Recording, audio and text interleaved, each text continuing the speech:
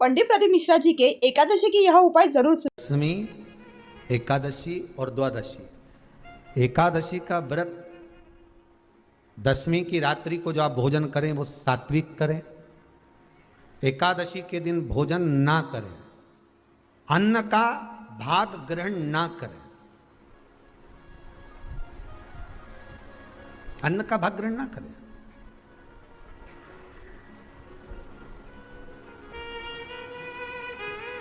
कितना सुंदर कहा है महाराज जी। यदि आपके यहां पर गौ माता है, आपके घर में अगर गौ माता विराज रही है, आपके घर में अगर गौ माता है, गाय की अगर आप सेवा कर रहे हैं, अच्छा कितना सुंदर लिखा है धेनु मानस में। गीता प्रेस गोरखपुर की गौ अंक को निकालकर पढ़िए कल्याण का, उसमें लिखा है ब्रह्म मुहूर्त में सुबह के समय पर गाय की पूंछ को पकड़कर या गाय की रस्सी को पकड़कर जो 2 कदम भी चल लेता है, उसके लिए भगवान विष्णु बैकुंठ का मार्ग और कुबेर का मार्ग प्रशस्त कर कर खोल देता। जरा पढ़िए धेनु मानस को, पढ़िए गौ अंक, पढ़िए गीता प्रेस गोरखपुर का कल्याण का अंक निकाल कर पढ़िए कि गाय का मात्र रस्सी पकड़कर 2 कदम चलने वाले के लिए मार्ग प्रशस्त हो जाता। एकादशी के दिन अगर आपका व्रत है तो आप भूलवश भी डब्बे में रखी हुई रोटी गाय को ना देते हुए कुछ थोड़ा सा फल, फलहार, कोई केला, कोई सेब, जो आप खाते हो, अंगूर, पपीता, जो आप ग्रहण कर रहे हो, उसका थोड़ा सा भाग आप गाय को प्रदान करो। आप गाय को दीजिए।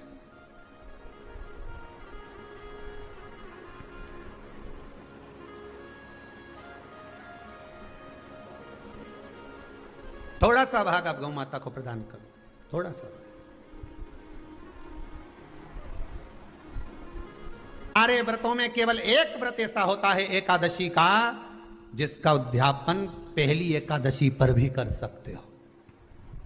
सारे उद्यापन में केवल एक उद्यापन ऐसा होता है, सारे व्रतों में एक व्रत का उद्यापन ऐसा होता है, वो है एकादशी का। यह जरूरी नहीं कि 26 पूरी होगी तभी तुम करोगे, या तो पहली में ही कर लो या फिर 26 पूरी हो तब कर। पर उद्यापन, अगर तुमको ऐसा लगे कि हाँ मैं अभी तो जीऊंगी हो, अभी तुम्हारा बाल भी धोला नहीं हुआ, तुमको ऐसा लगे तो अभी तुम्हें तो बढ़िया, तो फिर भले मत करो। पर एकादशी का नियम कह रहा है, एकादशी का यहां 18 नियम में से एक नियम कह रहा है कि एकादशी का उद्यापन पहली एकादशी पर भी हो सकता है, पहली पर भी कर सकते, फिर तुम्हारा मन पड़े तब। क्यों? तो पहली पर करने से क्या फल मिलेगा?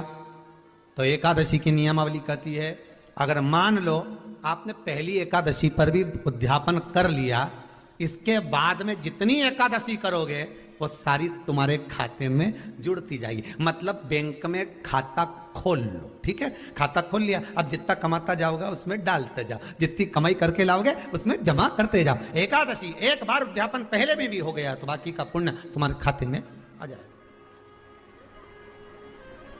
उसका पुण्य। एकादशी का उद्यापन बड़े महीने में माघ शुक्ल एकादशी के दिन, माघ का महीना हो, शुक्ल पक्ष की, जम के बोलिए, एकादशी हो, प्रयास करना कि आप उद्यापन करें, भले 5, 10, 11, 12 जितनी एकादशी हो जाए, 26 हो जाए तो ज़्यादा अच्छी है, नहीं तो आप करें तो माघ महीने की शुक्ल पक्ष की एकादशी के दिन आप उद्यापन करें, प्रयासरत करें, प्रयास। बड़े महीने के अंतर्गत जो उद्यापन, हाँ चतुर्मास के अंतर्गत उद्यापन नहीं होता एकादशी का, बहुत ध्यान दीजिए हमारा। ये जो सावन भादो कुंवर कार्तिक जो 4 महीना होते हैं भगवान के शयन करने के, इसके अंतर्गत एकादशी का उद्यापन नहीं होता, और इसके अंतर्गत उद्यापन करना भी नहीं चाहिए एकादशी हमारा। एकादशी का उद्यापन माघ महीने की शुक्ल पक्ष की एकादशी के दिन आप बहुत प्रेम से आनंद के साथ करिए महाराज। परंतु एकादशी के उद्यापन में सबसे ज्यादा अगर कुछ जरूरी होता है तो 24 तरह का नैवेद्य जरूरी होता है। कितने तरह का? 24 तरह का नैवेद्य। अब आप कहोगे गुरुजी उद्यापन हम कर रहे हैं एकादशी का, तो उसमें तो फलहार का हमें नैवेद्य बनाना चाहिए। तो फिर ये पुराण के अंतर्गत स्कंद पुराण में ये चीज लिखी है कि एकादशी का जब उद्यापन करते हैं तो 24 तरह का नैवेद्य बनाकर सिद्ध करते हैं। 24 तरह का नैवेद्य जान रख लेना, का हलवा बना लो, खीर बना लो, पूड़ी बना लो, सब्जी बना लो, पकौड़ा बना लो, भजिया बना लो, ऐसे 24 तरह का नैवेद्य अलग अलग चाहिए। पर लोग क्या करते हैं, खोपरा पाक बनवा लेते हैं 1-2 किलो और 24 जगह रख देते हैं। स्वीकृत नहीं है। 24 तरह का नैवेद्य रखा जाता है। महाराज एकादशी के दिन भगवान का पूजन का पूरी तैयारी कर कर मंडल आदि बनवाकर विद्वान ब्राह्मण को बुलाकर, कर्मकांडी ब्राह्मण को बुलाकर जो भगवत सेवा में एकादशी का उद्यापन कराए, उन ब्राह्मण के चरणों को नमन कर कर, प्रणाम कर कर एकादशी का पूजन करवाइए। एकादशी के दिन पूजन कैसे करनी है यह पंडित प्रदीप मिश्रा जी ने बताया है, तो आप भी बहुत ध्यान से सुनिए। और उस मंडल की पूजन कराकर हवन द्वादशी को कराइए, एकादशी को हवन नहीं। एकादशी के उद्यापन का जो हवन होता है वो द्वादशी को।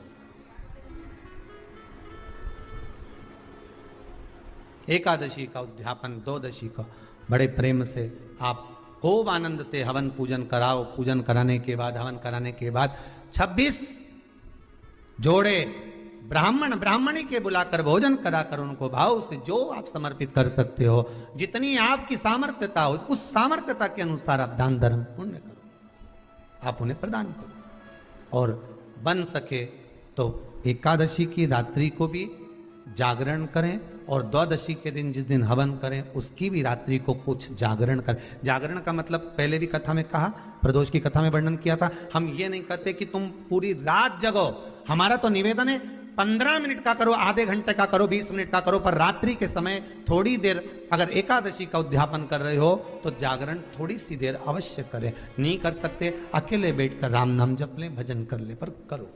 कि नारी के मुख से अगर एक बार निकल जाए कि मेरी जिंदगी तुमसे विवाह कर कर बेकार हो गई, उस समय नारी का साथित्व समाप्त हो जाता है। इसलिए माताओं आपसे निवेदन है, जिंदगी में सारी लड़ाई लड़ना, सब कुछ बोलना, पर अपने पति से यह मत कहना कि तुमसे विवाह कर कर मेरी जिंदगी बेकार हो गई, क्योंकि विवाह तुमने किया है पर भाग्य उसने लिखा है। भाग्य लिखने वाला वो है। और आपसे फिर निवेदन करूंगा, राम मंदिर जाओ, कृष्ण मंदिर जाओ, शिव मंदिर जाओ, भवानी के मंदिर जाओ, तुम्हारे 33 कोटि देवताओं के मंदिर चले जाओ, गणेश जी के मंदिर जाओ, तुम्हारी मर्जी पड़े उस देवता के मंदिर जाना, कोई तुम्हारा भाग्य नहीं बदल सकता। जो तुम्हारी किस्मत में लिखा है वो तुमको भोगना पड़ेगा। तो बदलेगा कौन? तो उसका भी प्रमाण हमारे यहां शिव महापुराण कहती है। एक पारो नाम की विधवा स्त्री थी।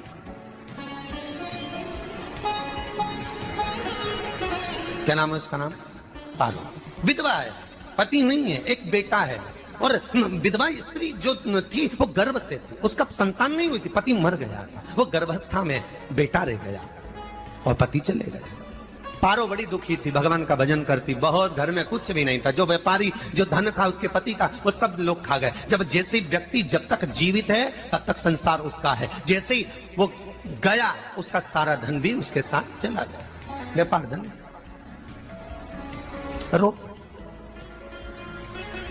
पारो आंखों से अश्रु बहता है, नैनों से जल बहता है, नैनों से बिंदु बहता है, और पारो की आंखों से जब आंसू बह रहा है, अश्रु निकल रहा है, जल बह रहा है। बेटे को जन्म दिया, उसने सोचा अपनी जिंदगी तो बेकार हो गई, पर बेटा जन्म लिया तो इसका नाम अच्छा रख दूं तो हो सकता है भाग्य आगे अच्छा हो। तो उसने उसका नाम भाग्य सिंह रख दिया। क्या नाम रखा? भाग्य सिंह। भाग्य अच्छा रहेगा इसका, तो हो सकता है कुछ अच्छा कर ले। पर बेटे की भी किस्मत इतनी प्रबल नहीं थी। माँ जगह जगह बर्तन मांझ कर, काम कर कर बच्चे का पालन कर ली। बच्चा थोड़ा बड़ा हुआ, माँ मेरे सारे मित्र सेठ हैं, अब मेरा ही किस्मत, मेरा ही भाग्य ऐसा क्यों है? मेरी ही किस्मत ऐसी क्यों है? ऐसा